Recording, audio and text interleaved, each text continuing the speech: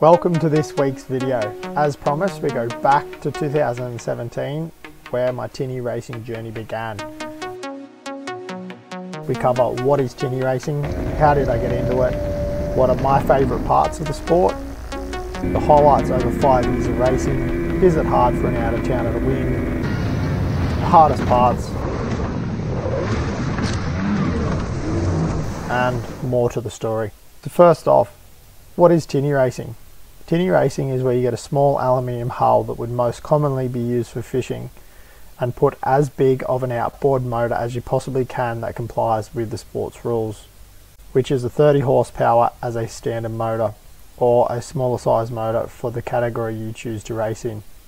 The courses are set on the Murray River and creeks that run off and join back to the Murray in the Riverland area, predominantly starting and finishing at the Renmark Club.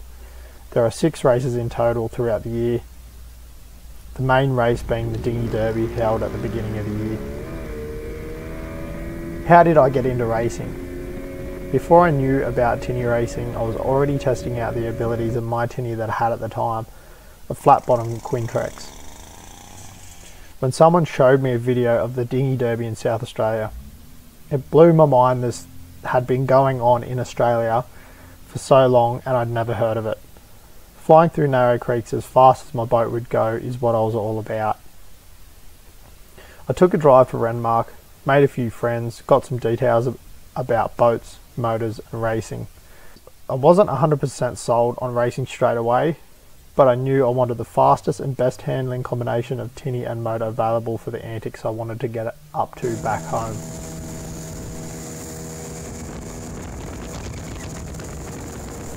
The racing part grew on me and it felt destined as part of the adventure I was on. I love Renmark for one of the best places in the world for enjoying boats. What also had me coming back was the fun of racing and the friendly people in and out of the racing community. I had the belief that I could easily win at this sport, and that belief is responsible for the progress and success of where I got to. My favourite parts. The 10-hour drive, I absolutely loved getting in the ute and driving, sometimes even more than the racing.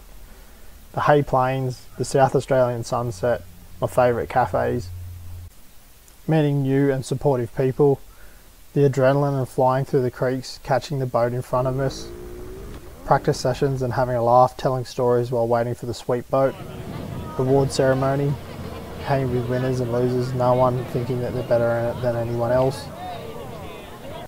Highlights: our first Dinghy Derby, smashing the start, around the first podium, getting out in front. Dash for cash, up against the boat we thought was going to be tough to beat.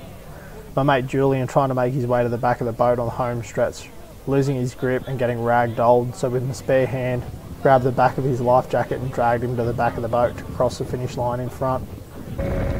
After partying on a mate's houseboat at the woolshed.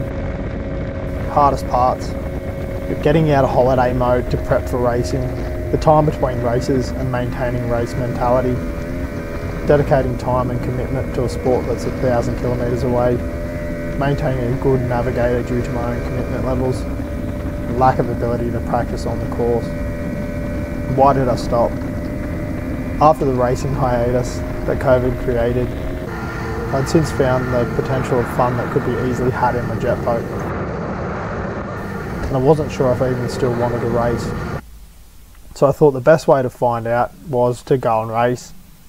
In hindsight, probably not the best attitude to carry into an extreme sport. But onwards with racing. In order to race, I needed to find and teach a new navigator days before the race. Thankfully, I knew a few guys that were heading from Mudgee to the Dinghy Derby, and one of their sons was keen. With his first time in the race tinny the day before the race, for a crash course in tinny racing. We were often racing. Before much satisfaction could set in, an issue that had long overstayed its welcome and late nights trying to resolve appeared once again. We had shitty top speed in rough water. A reminder of why I was over racing. In that moment I wasn't feeling it, nor with the idea of continuing racing. We continued on at the best pace we could until in a creek about 3/4 into the first lap. We ended up in a situation where we were at risk of losing the engine cover Out of concern of repeating a similar incident from our first derby, I swapped arms to reach back and relatch the engine cover. Upon relatching it, the front of the boat got unstable. Before I could communicate to the navigator to get up the front, we were proper pear-shaped and heading for a massive tree. In that moment, I pictured the best case scenario of an impact with the tree, and that's what we got. It clipped on the right hand side as the boat swung out of control left, flipping the boat and throwing us both out. We got out of it all but unscathed, with the boat recovered, but the tools needed to get going again at the bottom of the creek. It clearly spelled out that this was the end of the chapter. No trophies, but a few podiums just beyond our grasp, and better than any trophies, heaps of good memories.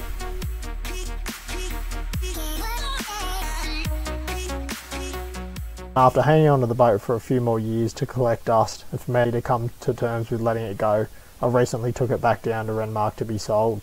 Catch you later, Race Tinny. Quite an emotional time. Anyway. The obvious and humbling truth that the guys that eat, sleep and breathe the sport that is native to their hometown have such a great advantage. It's not impossible to crack as an out-of-towner, but it's sure not as easy as I originally thought.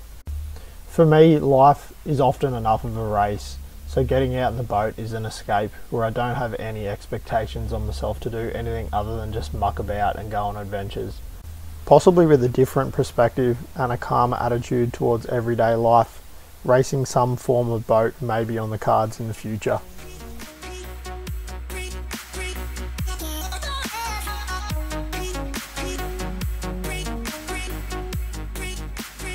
You already know the best way to see some juicy adventures that'll get you wondering how you got wet through a screen, so click the button so I can continue to click yours.